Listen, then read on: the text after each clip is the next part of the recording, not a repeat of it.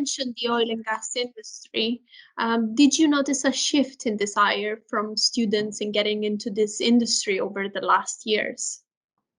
Well, there's been a change. If I think back to when I graduated some 30, 40 years ago, everybody wanted to get into oil and gas or chemicals. There's no doubt about that. And that's where the jobs were. What's happened over time, of course, is that other industries have become important for chemical engineers. So you will find chemical engineers working in food and drink, luxury goods, cosmetics, pharmaceuticals, other industries, a whole range of different areas, because it's such a broad, all-encompassing degree. So things have happened outside of that. I'd say oil and gas is still an important area to the students to consider, but probably over time, there's become an increasing interest in working in what I would call the renewable, environmental, sustainability sectors. Now, I wouldn't say that oil and gas they've stopped wanting to apply there and they only want to apply in the other. That hasn't happened yet.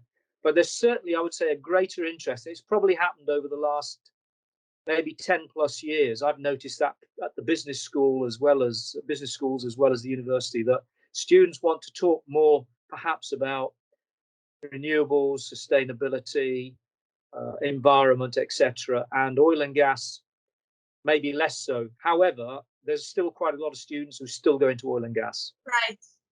And of course, oil and gas is not just about the traditional side of things. So, for instance, if we talk about innovation, the oil and gas has potentially a big place in the future in the hydrogen space, for example, at least for the moment, because most of the hydrogen currently comes from natural gas. So do you find that the interest in renewables is tied mainly to the energy transition?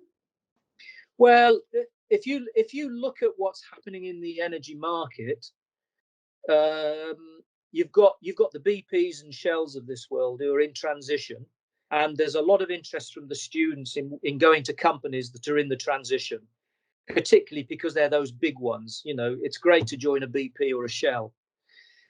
The problem they have with if they say, I want to focus on hydrogen or I want to focus on battery storage, a lot of the companies are fairly small, so they're not so easy to find for the students. Yeah. I mean, that's probably my job, because I probably know them more. But secondly, they're not going to be recruiting this at the same level that those bigger companies are. So although the students may come to me and say, I'm very interested in hydrogen, whether it's blue hydrogen or green hydrogen, but there aren't many companies actually involved in it yet. I think that will grow over time.